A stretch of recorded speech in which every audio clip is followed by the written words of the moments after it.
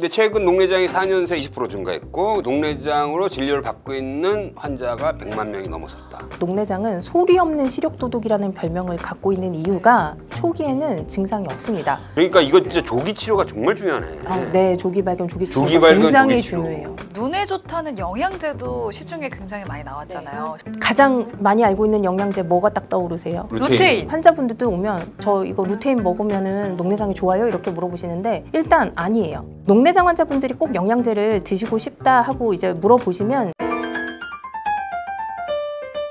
김철중의 이름은 낳는다. 눈 건강 특집 두 번째 시간입니다. 오늘은 소리 없는 시력도둑이라고 불리는 질환이죠. 녹내장에 대해서 알아보겠습니다. 네, 정종진 김안과병원 녹내장센터 센터장님과 함께합니다. 어서 오세요. 안녕하세요. 안녕하십니까. 반갑습니다. 먼저 이게 전 세계적으로 3대 실명 질환이 있죠. 그 당뇨병성, 망막변증, 그리고 황반변성, 그리고 녹내장 아닙니까? 근데 최근 녹내장이 4년새 20% 증가했고 녹내장으로 진료를 받고 있는 환자가 100만 명이 넘어섰다. 이게 왜 이렇게 이런 일이 벌어지고 있는 거예요? 일단 녹내장 진단되는 비율이 점차 나이도 어려지고 건강검진에서 발견되는 비율들이 많아지면서 그 N수도 많아지는 것 같고요. 네. 그리고 이제 저희가 이 녹내장 심평원 자료로 저희가 녹내장 환자 수를 계산을 하고 있는데 사실 정확하게 따지면 녹내장이 아니더라도 상병이 들어간 경우들도 조금은 섞여 있습니다. 그러다 보니까 이제 비율이 굉장히 100만 명 이렇게 이상 나타나고는 있는데 실제로 저희가 치료를 하는 입장에서도 녹내장 환자분들은 정말 많이 증가를 하고 있습니다. 근데 이게 이제 실명까지 부를 수 있는 무시무시한 병인데 왜 이름을 녹내장이라고 그랬어요? 뭔가 눈이 녹색으로 변해서 그럴 거다라고 생각을 할 수도 있는데 그거는 아니고요. 백내장이라는 질환은 굉장히 많이 들어보셨을 것 같은데 그 백내장이라는 한자를 좀 풀어보면 하얀색의 뭔가 가로막고 있는 장벽 이렇게 이제 풀이를 저희가 할 수가 있습니다. 근데 녹내장은 그 앞에 백자를 빼고 녹만 붙인 거거든요.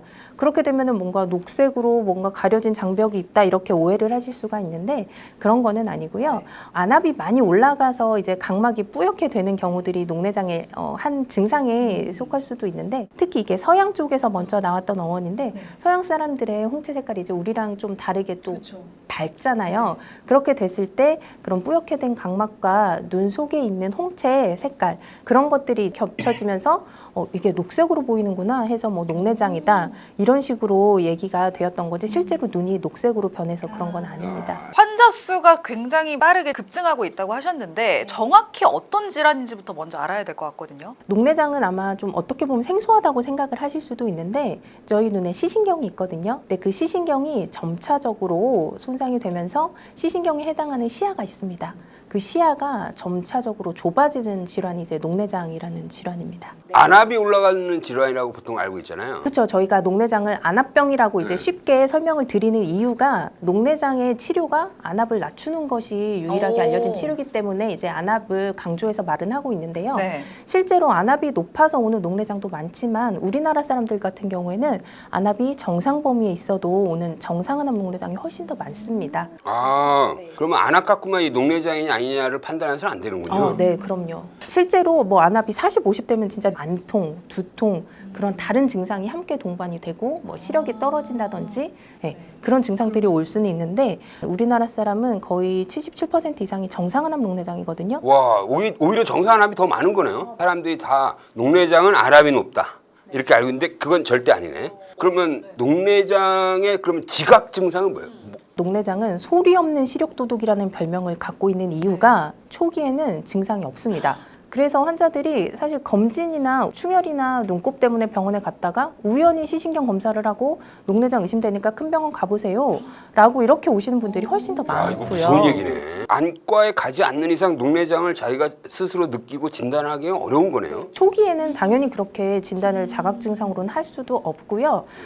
시신경이 점차적으로 이제 손상이 되면 시야가 좁아진다고 말씀드렸잖아요. 근데 그 시야도 주변부부터 좁아지니까 우리가 이렇게 일상생활하는 시야는 큰 손상이 초반에는 없어요. 그래서 이제 증상이 나타나는 중심 시야까지 침범을 했을 때는 이미 병이 꽤 많이 진행한 상태라는 거죠. 야, 그러면 내 시야가 좀 좁아졌구나라고 느낄 만한 자각 증상은 없어요? 맞아요. 그게 실제로도 집에서 하는 자가 테스트도 있습니다. 요 중심부에서 주변부를 이렇게 뻗으면서 이 손이 어디쯤에서 없어지는지 그런 거를 보면서 시선은 가운데 그쵸, 있어야죠. 가운데 있어야죠. 있으면서 내 손이 안 맞습니다. 보이는 거. 뭐 여기서 한 30도, 40도인데도 안 보인다. 그러면 그건 진짜 오. 그쪽에 시야 결손이 있는 거기 때문에 근데 이거 다 보인다고 녹내장 아니다라고 또 할 수 없는 거죠. 없죠. 왜냐면 초기에는 당연하죠. 증상- 주변부부터 이제 시야가 좁아지니까는 중심 시야만 저희가 가지고 거의 생활을 하다 보니까는 증상이 없을 수도 있고 안압이 높아지게 되면은 네. 까만 눈동자도 뿌옇게 되고 시력도 떨어지고 그런 이제 우리가 일상생활에 불편한 증상이 나타나요.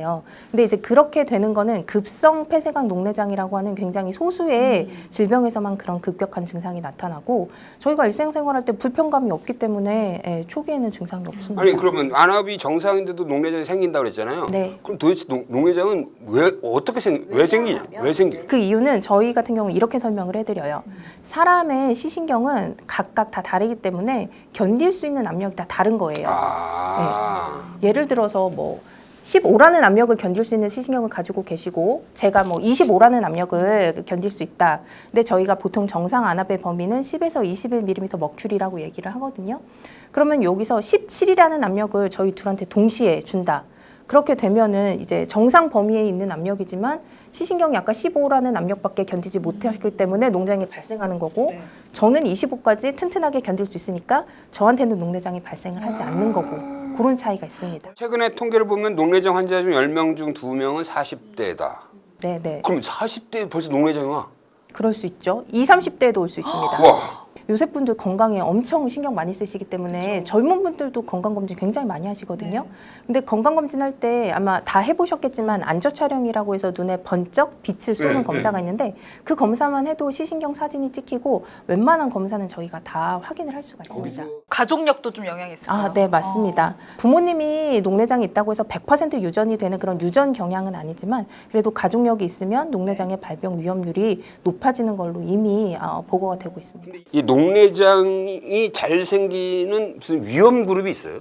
아, 네. 실제로 있는데 요새 애들 공부 되게 많이 해서 안경 많이 끼잖아요. 그런 것처럼 이제 근시가 많이 늘어나게 되고 근시가 많이 심한 사람은 저희가 이제 고도근시라고 이야기를 하는데 이런 고도근시가 녹내장의 위험 인자로 하나가 알려져 있고 저희가 어린아이들 뭐 아토피가 있다든지 천식이 있으면 스테로이드를 뭐 먹기도 하고 주사도 맞고 흡입기도 하고 이러는데 그런 스테로이드를 장기간 사용을 하게 되면 또 안압이 올라갈 수가 있습니다.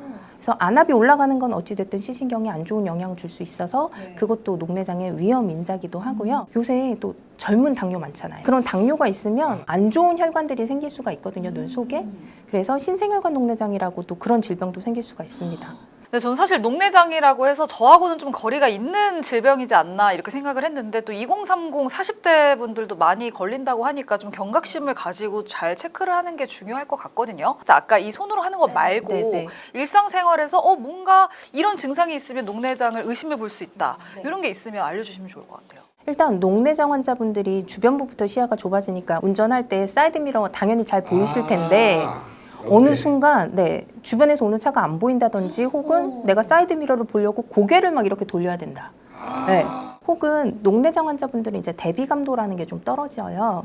그래서 저희가 계단 같은 거 내려갈 때 그거 이제 계단 끝을 정확하게 아래 거랑 구분을 잘 못해서 조금 발을 헛디는다든지 이런 경우들도 있을 수 있습니다. 그래서 그런 경우가 있다면 병원에 오셔서 한번 녹내장 검사를 해보시는 것을 권유드립니다. 눈이 조금 시리다거나 뭐 아프다거나 이런 증상은 없을까요? 아프다는 거는 안통이나 두통이 오는 급성으로 안압이 올라가는 녹내장에서는 충분히 그럴 수가 있고 근데 그 급성으로 안압이 올라가는 폐쇄각 녹내장이 무서운 게 뭐냐면요. 말씀드린 대로 두통이 같이 동반이 되거든요. 실제로 안압이 많이 올라가면 우리 애기 동자 있잖아요. 그것도 마비가 되거든요. 그러면 더더군다나 이제 저희 같은 경우에는 이거 머리 쪽에 문제 있는 거 아니야? 이렇게 생각을 할 수밖에 없어요. 의사들도. 그래서 그냥 MRI를 찍었는데 깨끗합니다. 괜찮습니다 하고 가게 되면 안압이 높은 채로 하루 이틀 묵히다가 또 안과 오는 경우들이 있거든요. 또 간헐적 폐쇄각 녹내장도 있거든요. 잠깐 안압이 올라갔다가 또 저절로 그게 풀려가지고 괜찮아졌다가 그런 경우들을 또 놓칠 수가 있어서 두통이 간헐적으로 있는데 신경과에서 뭐 특별한 거 없습니다 라고 이야기를 들으셨으면 그때도 한번 병원에 와보시는 것도 좋을 것 같아요. 그래서 의심이 돼서 병원을 찾게 되면 구체적으로 어떤 검사가 이제 이루어지게 되는 건가요? 아까 그 안압이 그 뭐 중요하다고 말씀을 드렸는데 물론 정상 안압 녹내장일지라도 안압을 낮추는 것만이 유일한 치료거든요. 그래서 안압 검사가 굉장히 중요하고요. 네. 그리고 시신경에 손상이 오는 질환이라고 말씀드렸기 때문에 시신경이 구조적으로 얼만큼 손상이 됐는지 보는 뭐 빛간섭 단층 촬영이라든지 뭐 망막 신경 섬유층 촬영 이런 것들이 있습니다. 그래서 그런 사진도 찍어보고 시야도 좁아지는 질환이기 때문에요. 시야 검사가 또 중요합니다. 네. 그러니까 진단이 됐을 때 어쨌든 적절한 치료를 빠르게 받는 게 중요할 것 네, 같은데 네. 어떤 치료가 이루어지게 됩니까?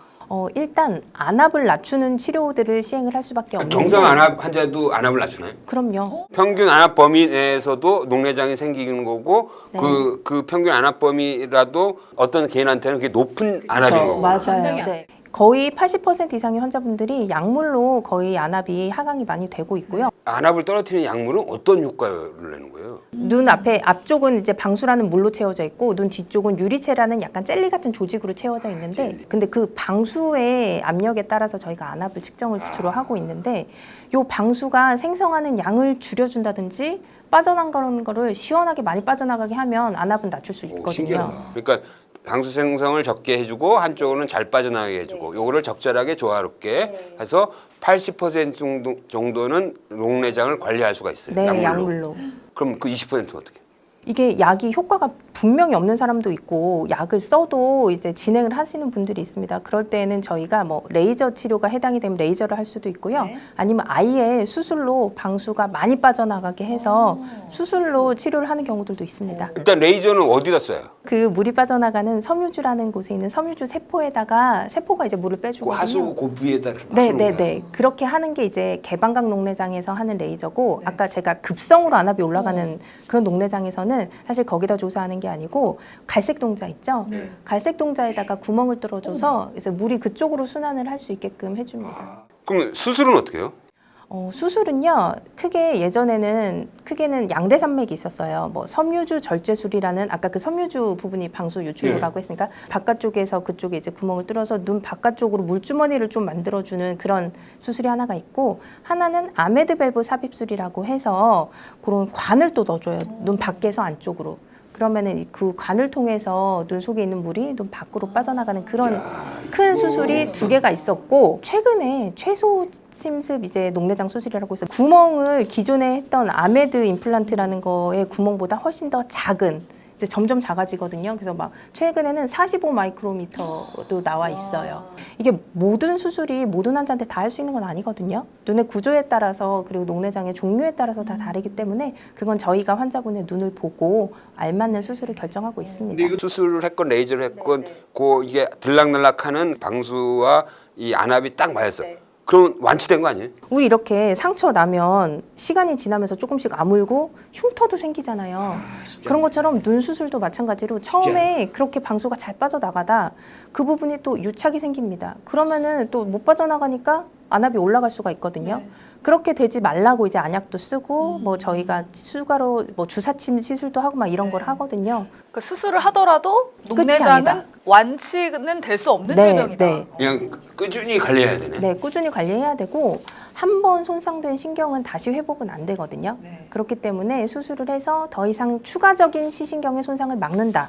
이렇게 기억을 해주시면 좋을 것 같아요. 그러면 아까 이제 녹내장 때문에 막 요 정도에서 안 보이던 사람이 네. 그 안압 조절을 잘하는 치료를 하면은 싹 보여요. 다시. 아니요. 그러니까 이거 진짜 조기 치료가 정말 중요하네. 네, 조기 발견, 조기 치료가 조기 발견, 굉장히 조기 치료. 중요해요. 네, 그럼 녹내장을 위해서 생활 속에서 좀 실천할 수 있는 생활 습관이 있다면 어떤 게 있을까요? 그래서 생활 습관도 굉장히 많이들 물어보시는데 안압을 올리는 행동들을 좀 피해 주시는 것이 굉장히 우리 안압 관리 하지 중요하거든요. 않아? 하루에 커피 몇 잔 드시나요? 저는 한 잔 정도. 한 잔 네. 괜찮습니다. 한 2잔? 네, 2잔까지도 괜찮은데, 그러니까 사실 커피 그 안에 들어있는 카페인이 문제거든요. 근데 소량의 카페인은 괜찮습니다. 네. 그래서 저희가 하루에 뭐 한두 잔, 많게는 2~3잔도 괜찮다 말을 하지만 고함량 음료들 있잖아요. 네. 고카페인. 그런 거를 이제 복용을 하게 되면 일시적으로 안압이 또 올라가거든요. 에너지 음료 이런 네, 것들. 그래서 그런 걸 좀 피하시라고 이렇게 말씀을 드리고 있고요. 네. 눈에 힘 주면 어떻게 해요? 눈에 힘 주면서 배에 힘 주면 당연히 안압 올라가요. 배에 힘주는 것도 올라가요? 네, 네. 특히 뭐 요가 같은 거 할 때 머리 완전 땅바닥으로 숙이고 엉덩이 볼록 올라온 그런 자세들 있잖아요. 네. 그 자세가 가장 안압을 많이 올리는 요가 자세라고 되어 있습니다. 그럼 녹내장 있는 분들은 이런 무게치는 근력 운동보다는 네. 좀 유산소 위주로 해주는 게 좋겠네요. 맞습니다. 그래서 요거는 유산소 운동을 하시면 안압이 실제적으로 낮아진다는 연구들이 있어요. 그래서 조깅이나 뭐 걷기, 수영 같은 거 그런 운동을 좀 추천을 드리고 있습니다. 나이가 들면 이제 만성 질환이 생기면서 약물을 많이 복용하잖아요. 이 약물 복용으로 인해서 안압이 올라가는 경우도 있나요? 네, 실제로 있고요. 저희가 스테로이드라는 게 그래서 가장 무서운 것 같습니다. 스테로이드 안약이나 뭐 먹는 약도 다 안압을 올릴 수가 있다고 되어 있고 정상인에서도 스테로이드를 복용을 하거나 안약으로 썼을 때 안압이 올라간다고 이제 알려져 있는데 녹내장 환자에서는 그 비율이 훨씬 높다고 알려져 있거든요. 그래서 본인이 녹내장이 있으면 다른 뭐 정형외과를 가든 류마티스 내과를 가든 가셨을 때 녹내장이 있는 걸 꼭 밝히셔야 돼요. 그래야겠네. 네, 그래야 저희가 최대한 스테로이드 없는 약물로 사용을 하시라고. 최근에 또 무슨 다이어트 약물이 뭐 녹내장 유발한다고 뭐 기사 나왔잖아요. 식욕 억제제 중에 일환이고 토피라메이트라는 성분인데요. 원래 이 약이 다이어트 약으로 개발이 된 게 아니고 항경련제거든요. 발작을 하는 환자분들한테 이 약을 썼는데 희한하게 이분들이 살이 빠지는 거예요. 그래서 이 부작용을 오히려 역이용해서 이거를 식욕 억제제로 사용한 약인데 근데 일부 환자들에서 그 물이 빠져나가는 곳에 있는 섬모체라는 그 구조물을 좀 퉁퉁 붓게 만듭니다. 그래서 빠져나가는 곳을 이제 구조적으로 좀 막게 될 수가 있거든요. 그래서 이제 요것 때문에 급격하게 안압이 올라가는 급성 폐쇄각 발작이 올 수가 있습니다. 근데 이제 급성으로 아까 제가 안압이 올라가면 레이저 치료 아까 한다고 말씀드렸잖아요. 근데 이 토피라메이트에 의한 것 같은 경우에는 이 약만 끊어주면 좀 기다리면 다 좋아지거든요. 그래서 폐쇄각 녹내장으로 오진을 하게 되면 또 레이저 치료 엉뚱하게 해버릴 수가 있어요. 어머나. 꼭 내가 토피라메이트 먹고 있다라고 얘기하셔야죠. 얘기를 꼭 해야 되는 거네. 하셔야죠. 그리고 또 이제 제가 들은 얘기 중에 녹내장 환자는 비행기를 타면 안 된다 뭐 이런 말도 있더라고요. 정답만 말씀드리면 타셔도 됩니다. 비행기 타면은 기압을 고도에 따라서 일정하게 유지해주는 장치가 기내에 다 있습니다. 그래서 안압의 변화가 심하지 않기 때문에 녹내장 환자들은 이제 타셔도 되는데 녹내장 환자분들 말고 이제 망막 박리나 뭐 황반원공이라는 그런 질환이 있는데 그거 수술하게 되면은 눈 속에 가스를 넣어놓을 수가 있거든요. 그런 가스는 그 고도에 따라서 팽창을 할 수가 있어서 그런 분들만 이제 가스 거의 다 빠진 다음에 타세요라고 얘기는 하고 녹내장 환자분들은 타셔도 돼요. 안압 조절을 약물 치료로 한다고 그랬잖아요. 안압 조절 약은 어떻게 해요? 매일 먹어야 돼. 안압 조절은 진짜 매일매일 넣으셔야 되고요. 하루에 한 번 넣는 약도 있고 하루에 2번 넣는 약도 되게 있거든요. 안약이에요, 안약? 네, 저희는 거의 다 안약이고요. 먹는 안압 하강제가 있기는 합니다. 근데 일시적으로 쓸 수밖에 없는 게 그 약 자체가 콩팥에 돌도 생기게 만들 수가 있고요. 콩팥 기능도 좀 떨어뜨릴 수가 있고 전해질 불균형도 가져올 수 있어서 부작용이 있군요. 네, 단기적으로 저희가 급하게 안압을 낮출 때만 먹는 약 쓰고 나머지는 전부 다 안약으로 치료하시면 돼요. 안압 조절한 안약은 진짜 꼭 들고 다녀야겠네. 안약 같은 경우는 이제 꼭 제때, 제 시간에 그렇게 넣어주시는 것이 굉장히 중요하고요. 혹시라도 이제 까먹었다. 그러면은 생각났을 때 바로 넣어주시고 그 다음에는 다시 원래 저만 하던 시간에 그게 하루에 한 번 넣으면은 24시간 가니까 하루에 한 번 넣으라고 하는 거고요. 2번 넣는 거는 한 번 넣으면 12시간 가니까 2번 넣는 거거든요. 아침에 8시에 넣으셨으면 저녁에도 8시에 넣으세요. 이렇게 설명을 그냥 해드리고 있어요. 제가 또 여기서 궁금한 점이 사실 눈에 좋다는 영양제도 시중에 굉장히 많이 나왔잖아요. 실제로 좀 도움이 될까요? 가장 많이 알고 있는 영양제 뭐가 딱 떠오르세요? 루테인. 그쵸. 다 이렇게 말씀을 하시고 환자분들도 오면 뭐 선생님 교수님 저 이거 루테인 먹으면은 녹내장이 좋아요? 이렇게 물어보시는데 일단 아니에요. 그러니까 루테인은 황반 변성이 있는 그런 분들한테 도움이 되는 거지 녹내장 환자분들이 꼭 영양제를 드시고 싶다 하고 이제 물어보시면 시신경의 혈액순환이 좀 부족해서 녹내장이 악화가 되는 경우들도 있어서 그런 혈류 개선을 위해서 은행나뭇잎 추출물 성분이 있거든요. 그래서 그런 거를 또 복용하시라고 이렇게 말씀도 드리고 뭐 요새는 비타민 B3 성분이 좀 고용량으로 먹으면 녹내장 환자들 시기능을 개선시켜 주더라라고 이제 해외에서 연구가 되고 우리나라에서 지금 하고는 있습니다. 이제 얘기 들어보니까 이게 녹내장이 실명까지 부를 수 있고 시야가 좁아지는 아주 심각한 질병인데 자각 증상은 거의 없고 그러면 정기적으로 안과에 가서 검진을 받아보는 수밖에 없는데 몇 개월 아니면 몇 년 주기로 안과를 가는 게 좋은가요? 일단 아무런 증상이 없는 건강한 성인이라도요 40세 이상이면 한 번 정도는 일단 녹내장 검사를 받아보라고 권장을 드리고 있고요. 병을 치료받고 있으신 분들은 이제 안압은 주기적으로 가서 재고 정밀한 검사들은 6개월에서 1년 단위로는 해주셔야 저희가 진행 속도를 파악을 할 수가 있습니다. 저희가 지난 시간에 이제 시력 교정술에 대해서 알아봤는데 녹내장 수술을 한 환자분이 나중에 라식이나 라섹을 하고 싶다 이렇게 원하신다면 혹시 그 수술을 좀 할 수가 있을까요? 라식, 라섹 수술 자체가 뭐 녹내장을 악화시키거나 위험하게 만드는 거는 아니라 그래서 이제 뭐 하셔도 된다고 말을 할 수도 있지만 굴절 교정 수술을 하고 나면 질환의 안정을 위해서 저희가 스테로이드라는 안약을 씁니다. 근데 아까 계속 말씀드렸다시피 이 안약이 안압을 올릴 수가 있고 정상인보다는 녹내장 환자에서 더 올릴 수가 있으니까 녹내장 환자분들은 좀 신중하게 생각하시라고도 말씀을 드리고요. 저희가 안압 검사를 할 때 녹내장 환자분들한테는 이렇게 직접 접촉을 해서 재는 그런 안압을 저희가 측정하고 있는데 라식, 라섹 수술을 하신 분들은 각막 그 곡률이 변해요.